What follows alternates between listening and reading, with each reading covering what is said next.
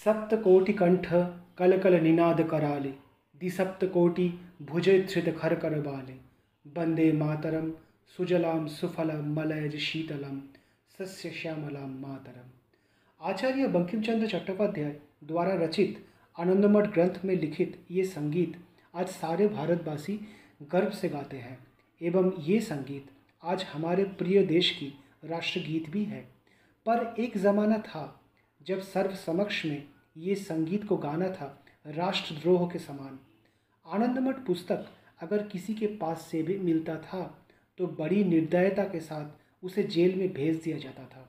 वो दौर था हमारे पराधीन काल का, दौर था ब्रिटिश राज का, जब अपने देश एवं जन्मभूमि के प्रति प्यार और समर्पण के लिए कई युवाओं को फांसी जैसा भयंकर सजा भी दिया गया था और जिनको फांसी नहीं मिलती थी उनको जीवन भर नरक के कुएं में झोंक दिया जाता था और वो नरक के नाम था सेलुलर जेल। इतिहास में हम इसे काला पानी के नाम से भी जानते हैं। तो आइए आपको ले चलते हैं इतिहास के उस साक्षी के सामने जो आपको बताएगा बीते जमाने की अत्याचार और हमारे स्वतंत्रता सेनानियों का आत्म बलिदान के बारे में। सेलुलर जेल भारत के दक्षिण पूर्व में बंगाल के खाड़ियों से घिरा हुआ केंद्र शासित अंचल अंडमान और निकोबार द्वीपपुंज में स्थित है। अंडमान के मुख्यालय पोर्ट ब्लेयर से सेलुलर जेल का दूरी केवल 8 किलोमीटर ही है। अभी तो ये जेल भारत सरकार के तरफ से घोषित एक हेरिटेज साइट तथा म्यूजियम है, पर अगर आप थोड़ा भावुक होकर सोचें तो अभी भी आपको उस समय की परिस्थितियों का महसूस होगा। मैं अंडमान घूमने गया था अपने परिवार के साथ। समय था 2022 का मई महीना। आसमान में आने वाला वर्षा का बादल छाया हुआ था और इसी कारण मौसम का नमी भी महसूस हो रहा था। अंदर घुसते ही मेरा नज़र आया बाएं तरफ एक म्यूज़ियम जिसमें सेलुलर जेल की एक मॉडल बना हुआ था। साथ ही साथ वह पर जो राजनीतिक कैदियां थे उनके व्यवहार किए गए कपड़े, बर्तन, वे जिस बेंच में सोते थे उसकी नक्शा एवं सबसे दर्दनाक सामग्रियाँ जो जंजीर से उनको बंधे रखा जाता था एवं उनके गले में डालने वाले लोहे एवं लकड़ी से बना हुआ परिचय पर्ची, वे सब दर्शनार्थियों के लिए सजा के रखा गया है। म्यूज़ियम से बाहर आया तो एक बड़े दरवाजे से प्रवेश किए जेल के मूल प्रांगण में। यहाँ आते ही आपको नज़र आएगा लंबे कतार में जेल विंग एवं उसके कोठरी। हर एक विंग में 3 मंजिल हैं एवं हर एक मंजिल में लगभग 40 से 45 कोठरी हैं। जब 1896 से 1906 के बीच में ये जेल बना तब यह कुल 7 विंग हुआ करता था। अभी तो बस 3 विंग ही बचा हुआ है। वैसे ये जेल तो पहले 1857 का सिपाही विद्रोह के बंदियों को सजा देने हेतु बताया गया था, पर जब भारत में स्वतंत्रता के नारे तेजी से फैलने लगा तब ब्रिटिश सरकार इस राजबंदियों को दंडित करने के लिए व्यवहार करने लगे। यहाँ पर जो रेसिडेंट जेलर हुआ करते थे उनके हाथ में अनियंत्रित क्षमता दिया जाता था ताकि वो यहाँ के बंदियों को अपने मर्जी के हिसाब से पीड़ित कर सके। बंदियों को यहाँ पशु से भी नीचे तुलना किया जाता था। सामान्य भूल में उनको ऐसी सज़ा मिलती थी कि उनके शरीर तथा मानसिक संतुलन बिगड़ जाए।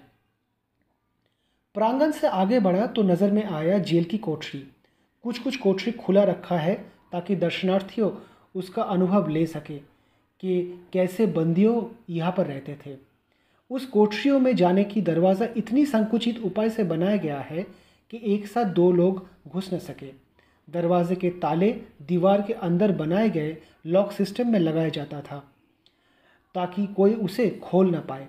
कैदियों को इस सेल में ऐसे रखा जाता था जहाँ से उन्हें दूसरे किसी भी बंदियों का दर्शन न प्राप्त हो। यहाँ में रहने वाले हर एक कैदी सॉलिटरी सेल में रहते थे। दिन भर हड्डियाँ टूटने वाले श्रम के बाद उन्हें जो खाना दिया जाता था वो अभी कोई कूड़ेदान में भी फेंकने वाला हालत का नहीं था। अंधेरे कोठरी में रात बिताना पड़ता था।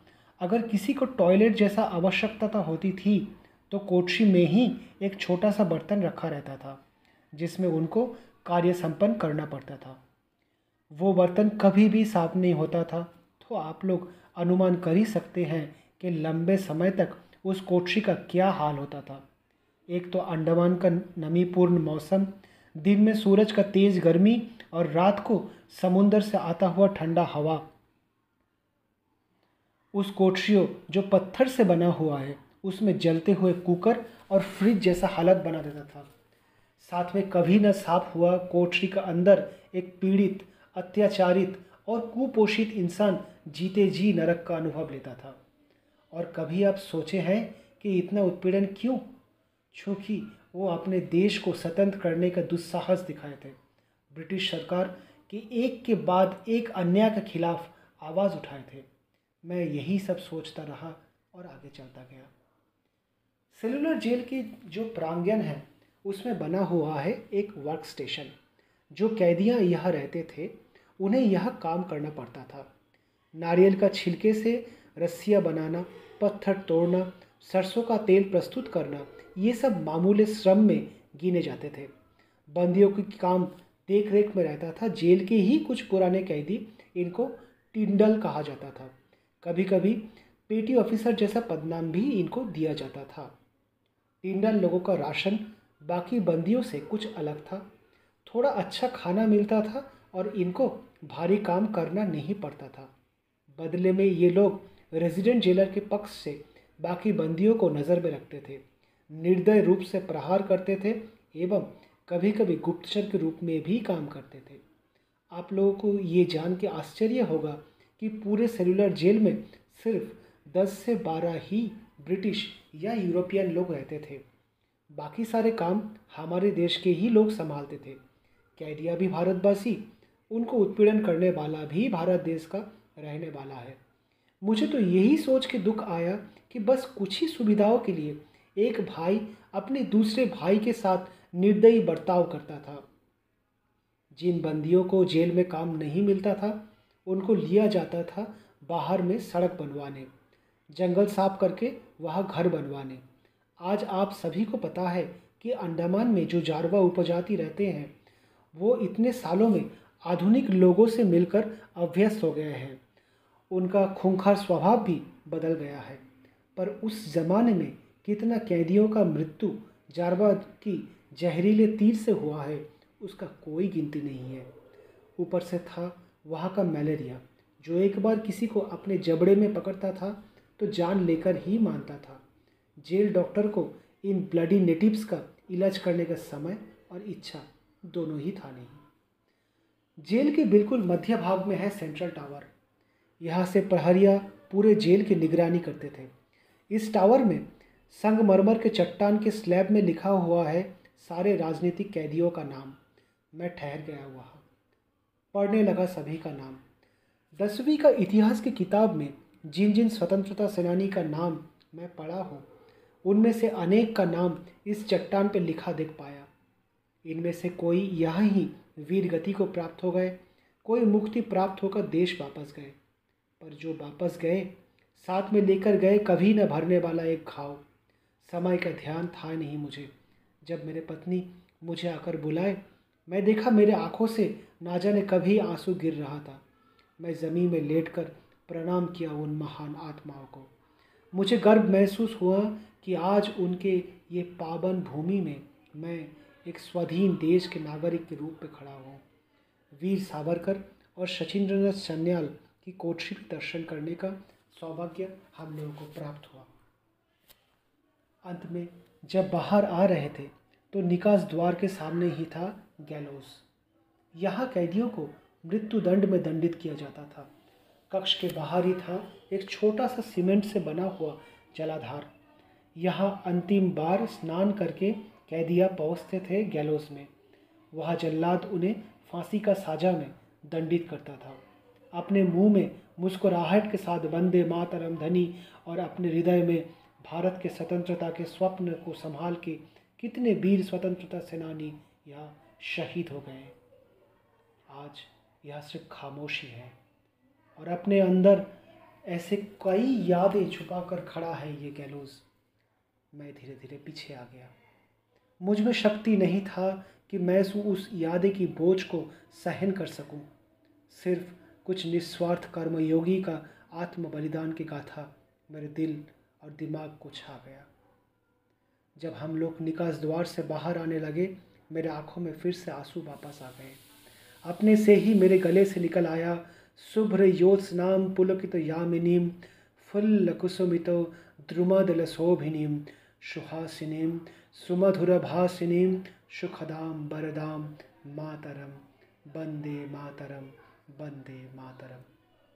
मेरे 2 साल की बेटी मेरे गोद में थी। वो भी कुछ महसूस करके मेरे ओर देखती रही। हमारे देश भारत, जो आज पूरे विश्व में अपने गरिमा में विराजित है, हम आज इतने गर्व करते हैं कि विश्व के अन्यतम बृहद गणतंत्र है हम। इसका नींव स्थापना हुआ था कुछ निस्वार्थ व्यक्तियों के सोच एवं कर्तव्य से। वे आज इस दुनिया में है नहीं, पर उनकी यादें आज भी सेलुलर जेल जैसे हेरिटेज साइट में ताज़ा है, और ताज़ा है हमारे दिल में उनके विचार। बहुत दुख दर्द के साक्षी है ये सेलुलर जेल, अपने अंदर इतिहास को जमा के आज भी सर ऊंचा करके खड़ा है। फ़र्क बस इतना ही है, एक समय के हथियार के प्रतीक जिसके ध्वज मस्तूल में यूनियन जैक लहराता था, आज वही बलिदान और त्याग के रूप में अपने मस्तूल में तिरंगा लहरा रहा है। जय हिंद, जय भारत।